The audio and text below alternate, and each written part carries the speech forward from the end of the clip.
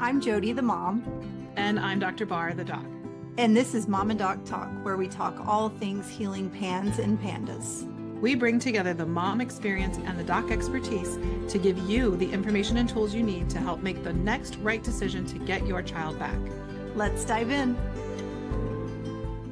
Hi, everybody, and welcome back to Mom and Doc Talk. We are working through our homeopathic healing series where we're talking about specific symptoms that are prominent in PANS and PANDAS and how we typically see things heal and what the healing journey looks like, things to consider, that sort of thing. And we're joined today by Chrissie so that we can get a more robust experience of the mom side of homeopathic healing of OCD. So welcome, Chrissie. Thank you for joining us. Thank you. Glad to be here. So when we have moms on board to talk about this, I always like to start with what your experience of OCD is like, or what your experience of the symptoms for PANS PANDAS are like as we're working through this, so that we just have that conceptualization. So Chrissie, would you like to start with your experience with OCD? Yes, sure. So both my son and me have experience with this symptom. I would even beg to say that my experience was worse with this symptom than him. And I think that's kind of par the course for most symptoms, but especially OCD. It just varies from person to person. It's a different experience. Everybody, it tends to be a very tough symptom because it it kind of infiltrates all aspects of our life, right? And with the healing journey, it tends to be one of those wax wing kind of hang on for a while symptoms before it really starts to go. And so I would say with my son, his experience with OCD was like inspecting food. So bruise on an apple, looking at expiration dates, like things that he had no care in the world about before all of this started, like fixations with that. He was doing hair twirling, like twirling his hair almost compulsively. And this is going to sound really strange, but he would read books a lot, constantly. So reading a book, twirling hair. And he always had to have a book, twirling hair. He couldn't just sit. It was like this compulsion. And sadly, he barely reads anymore. So it's like, I knew that heightened, thing, it was a thing. And then kind of ruminating on topics, fixating on things. We would see that in him. For myself, I had extremely debilitating, intrusive thoughts coming into my healing process. And I've always had a little bit of that throughout my life, wax wane. But when my son was going through what he was going through, it got really, really bad. I was completely just fixated on him and focused on him and all these bad thoughts. And I was stuck in my brain. And so that's kind of how it looked in our home for both of us. So interesting, because we have a tiny little flavor of that, but also it's different too. Just like you were saying, it's different for everybody. Yes. With Avery, and I'm going to say this thing first, is we've been recording other episodes. Like my mom brain gets so confused between what actually is OCD because there's so many like overlaps. And even after we recorded the ARFID episode the other day, I went back and I looked because I'm like, I don't remember really kind of how that, and that was actually Avery's very initial OCD was like, she was obsessing about the food and about how it could impact her if she ate it or whatever. But then it just morphed. And for her, OCD was such a subtle thing. But then it was like, I would imagine after a round of antibiotics, whenever we went off of it and things blew back up again, because that's how it happened every single time, it turned into so many different things. And I was making a list, and she was obsessed with reading speed limit signs everywhere we went. She would have to read them and pay attention to how fast I was going. And if I was going even a mile over the speed limit, it was a problem. She was reading Bible stories nonstop all day, every day, but I had to understand the Bible story. And if I didn't understand it well enough, we had to start over again. I mean, she needed to know all of the things that someone could do, all the laws that someone could break in order to go to jail, like all the reasons why somebody would go to jail, which probably was a combo of the speed limit sign thing. And then she had her just right OCD, where, the drawing had to be just right.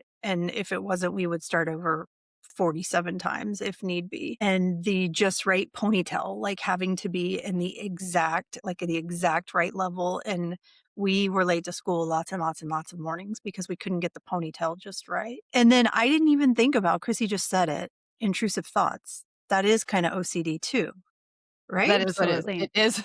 Yeah. So OCD is intrusive thoughts that you can't control, that you're obsessing about. So Huh. intrusive and repetitive thoughts, and then compulsive behaviors that are meant to control the intrusive thoughts.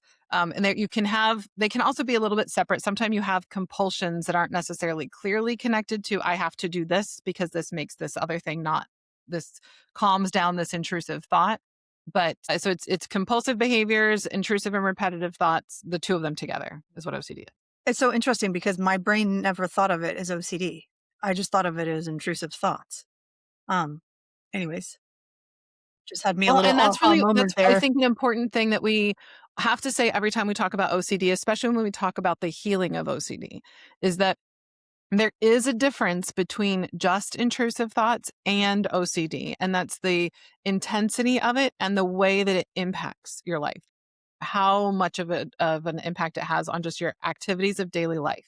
So every human being in the world has intrusive thoughts. This could be the thought of, I'm going to be late. I'm not good enough. I'm not thin enough. I'm not smart enough. I need to be doing this. I need to be doing that. What if something bad happens to my kid? Like, everybody has an intrusive thought, a thought that you don't want to have happen and that you don't feel like you have any control over it coming to you. The difference is where it crosses the line into OCD is when those thoughts become so profound that it interferes with your life, that you can't move through it, that it takes over you, and oftentimes that you have to do compulsive behaviors to control that intrusive thought, right? So I bring this up just because it's vital for understanding that you are not, with any medicine, really, even like conventional psych meds, you're not going to get rid of every thought you don't want to have and only have the thoughts that you want to have. And so I think that there are some people who struggle when they are doing well, or kids who maybe just don't understand this, and being able to talk to your kids about, it's part of being human that you're going to have thoughts you don't necessarily want to have. It's what you understand and what level of control you have over those thoughts versus how much control those thoughts have over you. And that's what we're looking at, getting to the place where you have more control over those thoughts, not whether they show up, but what you do with them and how you move through them, versus having absolutely no control over the thoughts and the thoughts having complete control over you. That's what we need to move through. So you guys both shared some things about just right OCD, some health related OCD. There's lots of different ways that OCD can present. Another couple of common ones that we see are OCD about religion, so scrupulosity OCD. We see, even in young kids, sometimes we see OCD about sexual thoughts or sexuality that can also be really. I'm trying to think if there's any others. I mean, there's several others. I'm not going to be able to just off the cuff remember all of the different presentations for OCD. And I'm sure that even if I remembered all of them that I knew of, I would miss something. So there are just lots and lots of ways that OCD can present. It's not about a certain flavor of the anxiety and the intrusive thoughts. It's more about again, the intensity and the ways that you adapt to them, right? So because OCD is one of these things, the way I sort of describe it in the healing process is that OCD wears a trail into a mountainside with the repetitive thoughts. So it's just like walking the same place and the same thought. It's like wearing a trail into your brain, wearing a trail into the side of a mountain. And so you can't, one, it's going to take work to just get them to slow down because we all have them. And so we need to get them to slow down and have time to reseed that trail. And it takes time. You can't just stop walking on a trail on a mountainside and expect that it's going to the next day be full and you don't notice it anymore. It takes a while for the dirt to get loosen up enough that it can accept seeds that they can then take root and germinate, and then they can start to grow. And so that the grass is growing and you don't see the trail so much anymore. So I use that example because just like you can imagine the amount of time it takes to regrow grass over a trail that's been worn into a hillside, it's going to take time, and it's going to be a slow process, and it's going to generally be it's going to follow more of the 2 to 3 steps forward and 1 step back. Sometimes it's going to feel like 0.2 steps forward and 0.1 steps back, because it can just be a really slow and stubborn symptom because of just the nature of how it works and the ways that our neurons sort of fire together and everything when we have these things occur. It tends to be more persistent. And the change I would offer to myself and to everybody listening is that if you happen to be a lucky person and you see OCD only with a flare, nothing in between, and that it is that you catch it early before it starts to be more persistent, those tend to be faster healing if we're still only OCD during a flare. But if we're in the state where OCD has been existing for a long time and it's been building, and this happens more often than you know, because so many people don't necessarily recognize their child has OCD until they've had it for a while. Yeah. It's not always super apparent. I don't know if either of you had that experience or if it was really clear to you up front that it was OCD. I think that was our experience, was that I just wasn't catching on to these certain things until it was a bigger problem. And then I was like, oh, wait, he's been doing that off and on since he's like in the crib. Like he's hair twirling. He used to pull his hair out when he was little. And I was like, don't do that. And then he wouldn't do it for a while. And then he would do it again. And yeah. And then it became more forefront and more of a thing at some point. I think with Avery, I didn't really recognize it that early because she's like when she gets curious about something, she asks lots and lots of questions. Mm-hmm. So that's like normal. I was like, oh, okay, we're going to talk about stop signs again today or speed limit signs again today. Or, she comes from a family full of lawyers. She wants to know about all the laws. And then she just gets to asking more questions and more questions. And so I didn't really, it took me a little while to be like, oh, okay, this is And this is where it can get tricky sometimes, that you don't recognize that it's been building for a while, because OCD, especially in younger kids, they can present in so many ways, and older kids too. It depends on what it is that they're experiencing. But if there is anything about the thoughts that they're having that are inconsistent with family values, which is pretty frequent that you see that, then sometimes they're afraid to talk about them, or they don't understand them, or they're confused by them. So they might not be telling you that they're having these thoughts, but you're seeing behaviors that are triggered by these intrusive and repetitive thoughts. So you might find out that your kid who's been sad for a while and seems a little bit depressed and withdrawn, it's because of intrusive thoughts that has led to that. Rage. I can't tell you how many rage kids we see that it's the OCD that drives them to rage, because they are so angry that they can't control the thoughts, and they feel the anger inside, and then they take it out on the world because they're young and they don't know what to do. And it's got to go somewhere because it's feeling impossible to withhold. And then anxiety that you might not recognize is to the point of like intrusive and repetitive thoughts, and you might not connect the compulsions or the behaviors to a thought that you're just not aware of happening. And much like you said, Jody, there's also the question of, is this a developmentally normal situation where they're just very curious about something and they're wanting to learn more, or they're asking a lot of questions because it's just what's on their mind? Or is this actually more of an OCD that they're trying to ask questions around as a way? Is their compulsion asking questions so that they can understand this intrusive thought that they're having more? Yeah. I think that like right now is almost like we're highlighting why it's so important just to tell your provider what you're seeing too.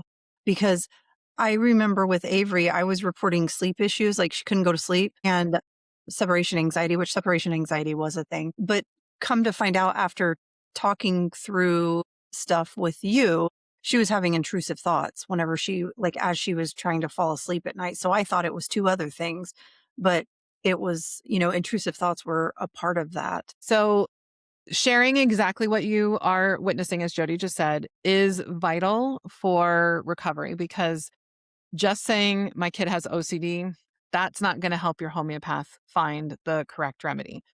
Sometimes giving the specifics of OCD will be beneficial, and sometimes it's not going to be as beneficial.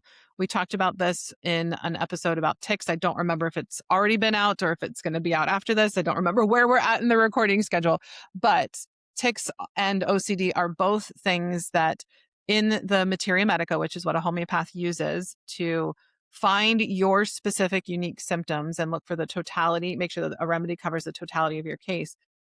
It doesn't always have a lot of information about specific OCDs. And some of the things that kids are ultra concerned about right now, very specific things, they might not be something that people would even have thought about when the provings were originally done. And so we do work on updating them all the time. That said, we still have to work on reliable symptoms. And so it's not always useful to hyper focus on specifics about OCD. Do the best that you can. If you know what the specific OCD is, share it. If the OCD thoughts, if they change or the compulsions change, share the changes as they happen, because it might end up being useful and it might not. Just ask your provider. How much do I need to focus in on this? What else do you need to know? If you're not sure, always ask, but don't neglect the rest of the case, because the rest of the symptoms are going to help give you a lot more clues than sometimes the hyper focus on OCD. I think I want to encourage families who are in OCD. And I'm going to go backwards a little bit.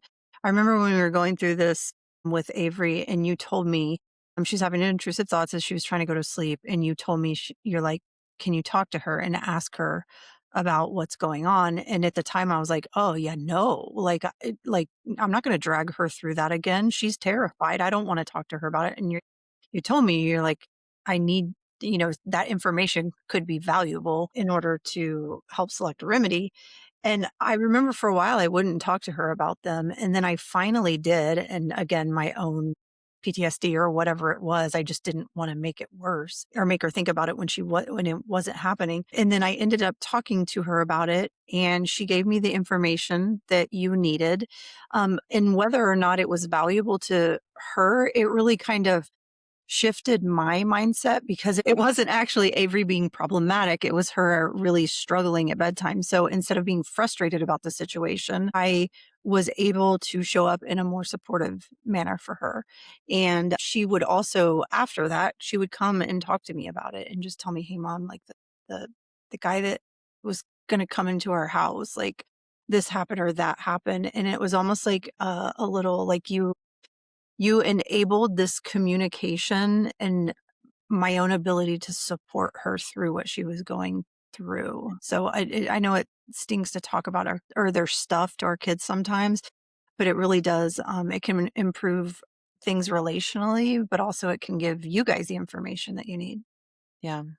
I really love that you brought that up, Jody, because all I can think to say right now is that if you are showing your kids that you're afraid of their symptom, then they recognize they need to be afraid of it too. And it can almost make things worse, and it can build, because there is a lot of unspoken communication that happens about how we engage around these things. And for some reason, somebody needs to hear this too, because you're not going to get somebody to take actions by asking about the action if they're not going to do it. And so in particular, because there are sometimes intrusive thoughts that are about self-harm, and asking somebody if they are having thoughts about self-harm is not going to make them harm themselves.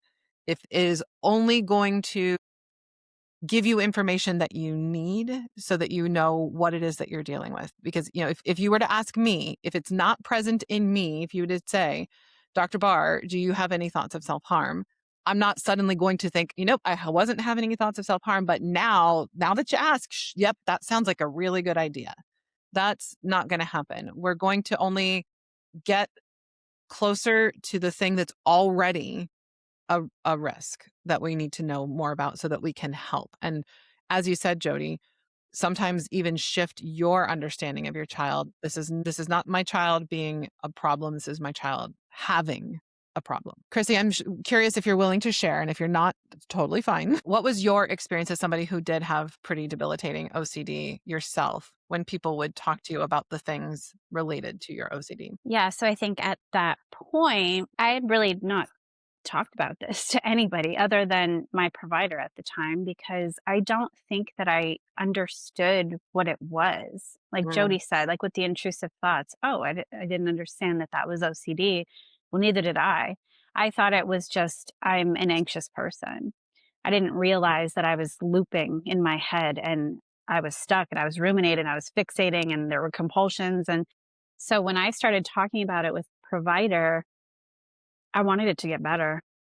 Whatever you need me to tell you, like, I will tell you. And I know that it's not that way for kids sometimes, especially older teens, young adults, because some of these thoughts, we don't want them. They're unwanted thoughts. They can be embarrassing. They can be troubling. They can be all of those things. But especially when you're talking with one of our providers, it's a very safe space, and you're not going to share with them something they haven't probably heard 50 times, yeah.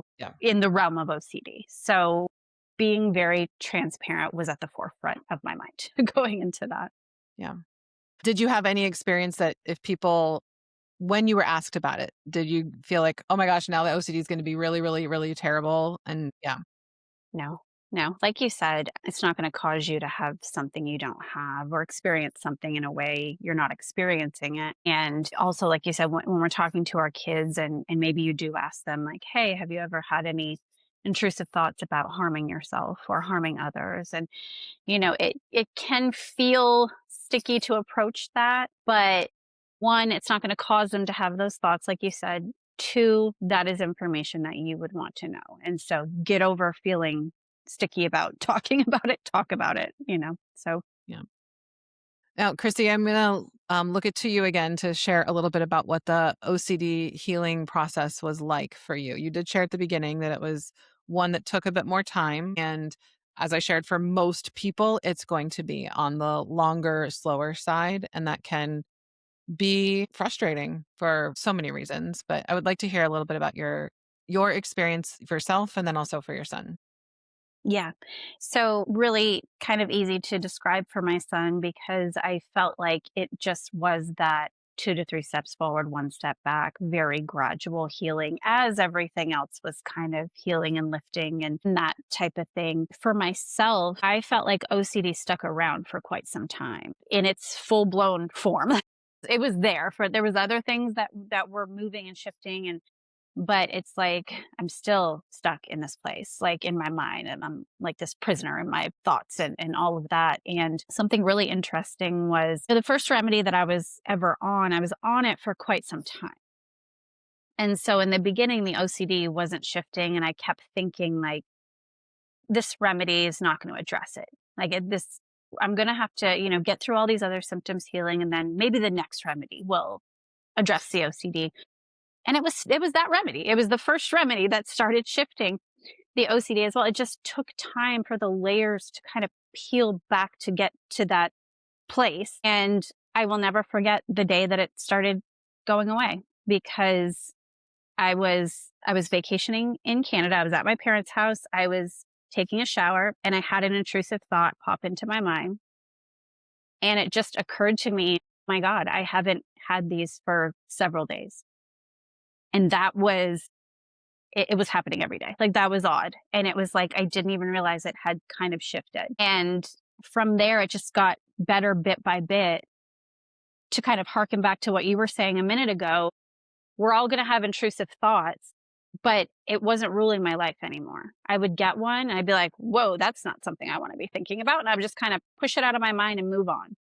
That was not what was happening for me when I started. Like, you could not push it out. It was all consuming. So I don't know exactly when that was in my healing journey, but definitely many months in to the Yeah. process.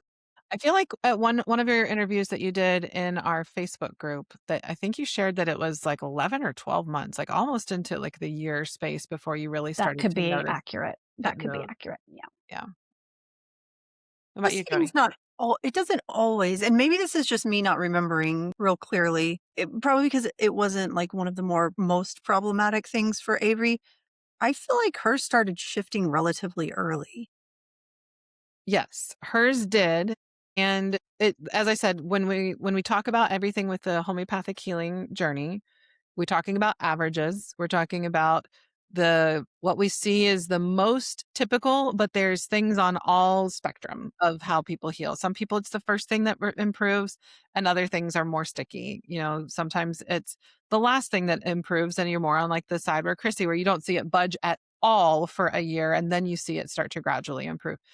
And then you see some people who are in the middle where you're seeing slow and steady progress, but it's still really a prominent symptom. So I do think, as I recall back to all those years ago with Avery, I do think hers started to heal sooner. And you caught pans fast in her. And she was still like, she was not really in the place where it was only happening during flares. She had a lot more persistence of her symptoms and she wasn't really having like the episodic changing. So she wasn't in that realm where we're only seeing OCD when there's a virus or a bacterial infection or whatever. But you guys also had mold that you didn't know about. So that also complicates things. And you found it pretty quickly after we got started too. So that's another factor that changed things for Avery that can also have an impact on people. If they're having a constant exposure to something makes a symptom that is more persistent anyway, even more persistent. Yeah. I do remember this being a very, like, personally, it being a very post-traumatic stress triggering symptom. Yes. Like, when it would go away and then it would come back, I didn't realize how problematic it was in our world. And like I said, OCD wasn't one of the big bad ones for us, but holy cow, when it came back, I do remember being like just crushed because it was so nice getting some relief from that. So, maybe just recognizing that for families that are in the middle of it and going backwards and just feeling that like heart crushing feeling of that coming back, you go back into reporting it and your provider will help you, get things back on track, work through it, eventually get to a better space again. But it's the back and forth on that symptom was hard for me, but it did finally completely go away. Yeah.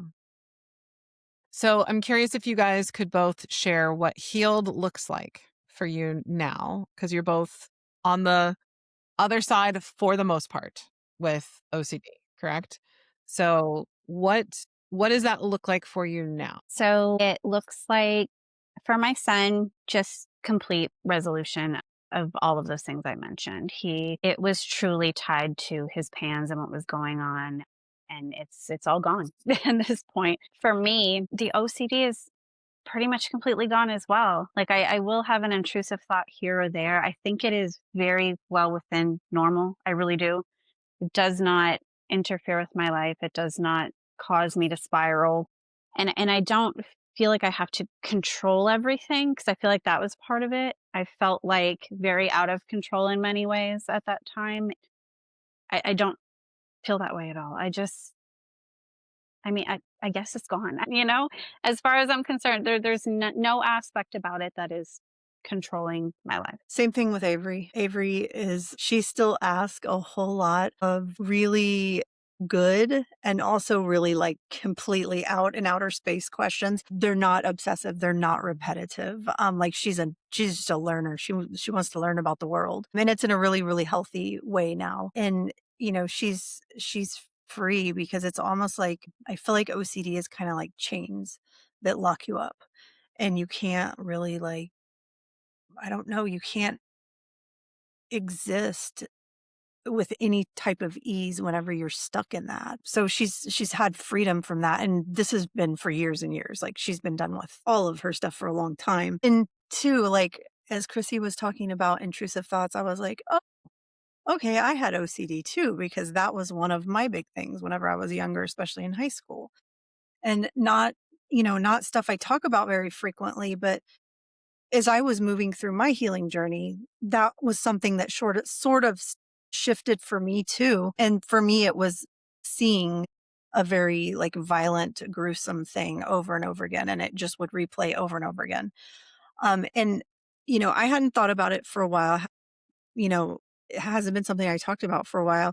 And then a little while back, I was on vacation, and because of while social media is amazing, it's also horrible. So I accidentally saw exactly what my intrusive thought was. Like saw a video that saw it multiple times, and I remember like blood draining out of my head. Like I could tell that I looked like a ghost.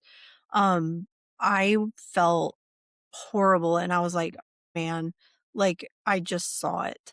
And I thought for sure it was going to be just a thing that stayed and stayed and stayed. And it took me a couple of hours until I was like taking a deep breath and I was like, okay, that happened and we're just going to leave it in the past. And that was it. And I hadn't thought about it since. So for me, it was actually like, unfortunately, being able to actually see the thing that I used to think about over and over and over again and being able to recover and move on without like being stuck there for long periods of time. Again, it feels like freedom. It feels like I'm not chained by those thoughts. All right. So I have two more things I want to make sure we cover today because they come up. And then if there's anything else that you guys want to make sure that we offer to families as well, let me know. So I want to talk about the changing nature of OCD and how it can shift over time. And then I also want to talk about therapy. So let's first talk about OCD and it's the focus, the presentation of symptoms in many cases are static. They oftentimes with like pure OCD, not PANDAS driven OCD, it often is a specific fixation or a specific intrusive thought that becomes the primary focus, and there's not a lot of deviation from it. It can change more in PANDAS, where it can shift from this particular thing that's intrusive and repetitive and that I have to control to something else. That does not mean that things are getting worse. It just means things are shifting, right? Just like we also see in PANS, we see tics that can shift and change over time. We can see the nature of the OCD can shift and change. We just need to follow it where it goes because it's information for you and for your homeopath that might help with the next remedy. It's not something to lose hope over. It's not something to create your own intrusive and repetitive thought about. Not that you can create it if it's not already present in you. But let's be honest, it's if you got a kid with PANS, it didn't come from nowhere, right? There's the predisposition and susceptibility. So a lot of parents have some of these predispositions themselves as well, or had PANS and didn't recognize it when they were children. It's not something to despair. It's not something to worry over. It's just something to share and follow and move on from it. And it can recover. And it's just another piece of the pie, another piece of information. And it's also not a space to be mad at homeopathy. Yeah, because homeopathy is not going to cause anything in somebody that they're not already susceptible to. And we're talking about provings, and that's in healthy people. So even in a healthy person, it's not going to cause something you're not already susceptible to. When we're in a PANS state or any other chronic illness, our bodies don't often really actually have the capacity to prove a remedy. It's just such a subtle nudge to the body that if the body's busy with all the chaos that's swirling inside from the illness itself, it doesn't have the capacity to do much of anything with a wrong remedy. So if you're seeing something shift, even if it's happening when you're shifting remedies, it doesn't necessarily mean it's actually caused by the remedy. And even if you and your homeopath can get to the place that you're like, yep, it was clearly we changed this and this happened, it is a part of the susceptibility, and it's still an important piece of the pie because a remedy can't cause, it's not exerting a force, like a strong biochemical force on the body the way medications and supplements and herbs are.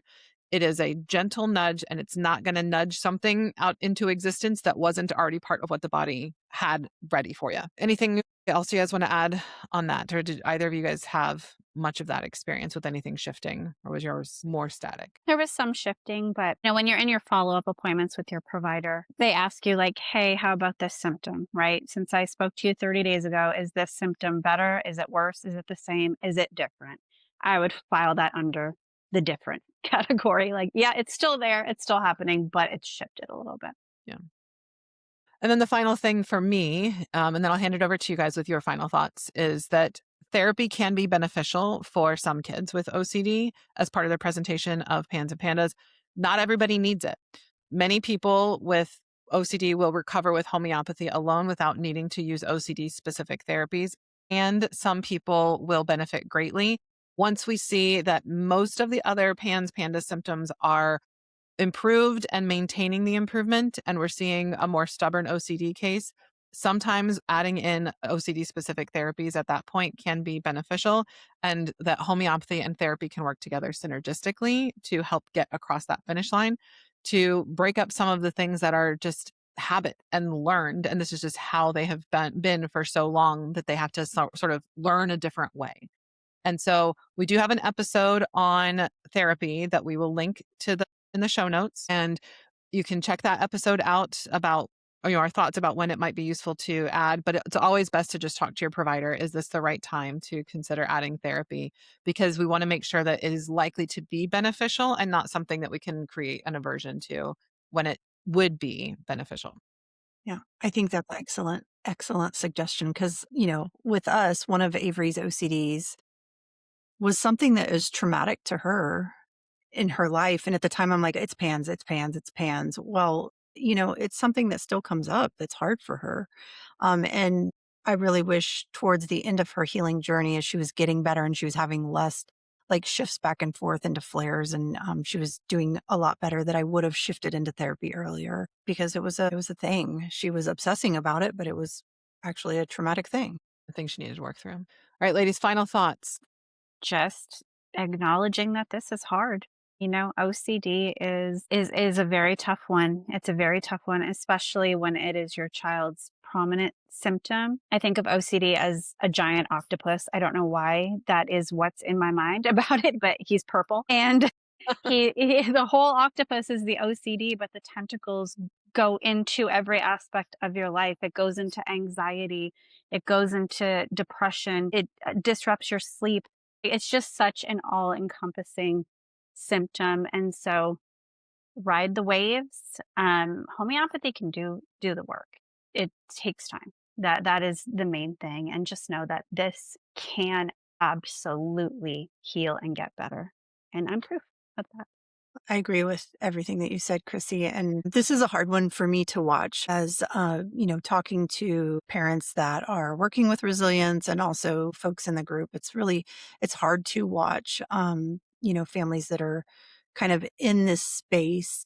And it's a hard one to manage, right? Because it takes a lot of management on the parent's behalf and, obviously the child. But the more time that you sit in that space and observe and report and just keep taking steps forward. And it's hard because when you're in the middle of it, it does not feel like you're moving. It feels like you're still and you're stuck, and your child's stuck in the bathroom for 4 hours or whatever it might look like.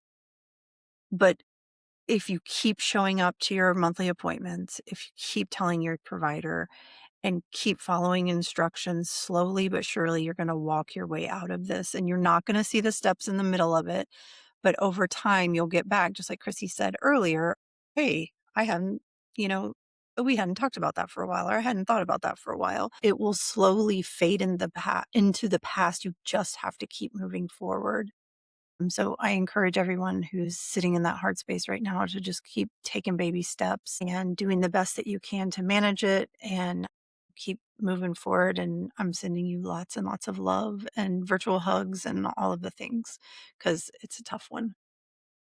Well, thank you both for coming to talk about your experience and your thoughts and offering the love that you've offered to the people who are stuck in the suck where you have both existed in the past. So we will look forward to another conversation with Chrissie about another aspect of healing with PANS and PANDAS as part of this series. And we'll be back with you guys with another episode next week. Take care, everybody. Thanks. Bye. We hope you found this episode helpful, hopeful, and inspiring. We would love to connect with you on social media and have you as part of our amazing community. You can find us on Facebook by searching for Homeopathy for PANS and PANDAS. If Facebook isn't your thing, you can also connect with us on Instagram and YouTube by searching for Resilience Naturopathic or clicking the links in our show notes. You can also visit our website, resiliencenaturopathic.com. As always, we value your partnership in advocacy and education. Your support through following, sharing, rating, and reviewing our podcast is crucial in our mission to teach the world about PANS, PANDAS, and homeopathy. So if you found this podcast helpful, please leave us a review. Together, we are making a difference. And finally, this podcast really is for you. Your questions and feedback help us make sure we are answering the right questions so you can feel confident making the next right step for your kids. Send us your questions or request guests by emailing us at podcast@resiliencenaturopathic.com, also linked in the show notes.